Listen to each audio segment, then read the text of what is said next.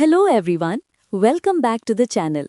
आज के इस वीडियो में हम सॉल्व करने वाले हैं leet code problem 1266 minimum time visiting all points.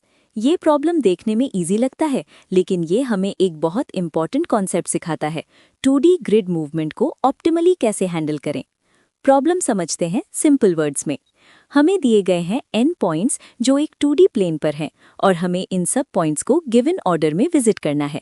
हम मूव कर सकते हैं 3 तरीके से, 1 सेकंड में 1 यूनिट हॉरिजॉन्टली, 1 सेकंड में 1 यूनिट वर्टिकली, 1 सेकंड में डायगनली, यानी 1 unit right plus 1 unit up.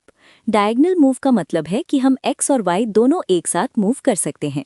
Goal simple है, सभी पॉइंट्स को विजिट करने का मिनिमम टाइम निकालना। कोर लॉजिक समझते हैं।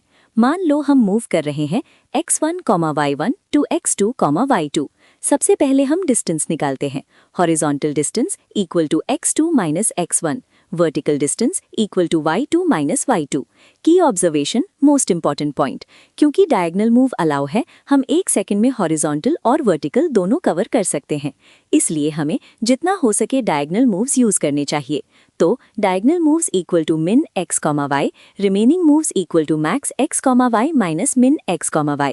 इसका मतलब ये हुआ minimum time between 2 points equal to max horizontal distance, vertical distance. बस हर कंसेक्यूटिव पेयर के लिए ये कैलकुलेट करो और सबका सम निकाल लो।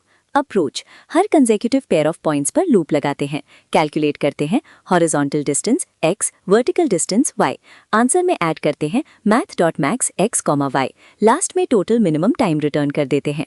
Code, int m equal to points.length, int min time equal to 0, for I equal to 0, I less than m minus 1, I plus plus, int x equal to math.abs, points I of 0 minus points I plus 1 of 0, int y equal to math.abs, points I of 1 minus points I plus 1 of 1, min time plus equal to math.max x, y, return min time.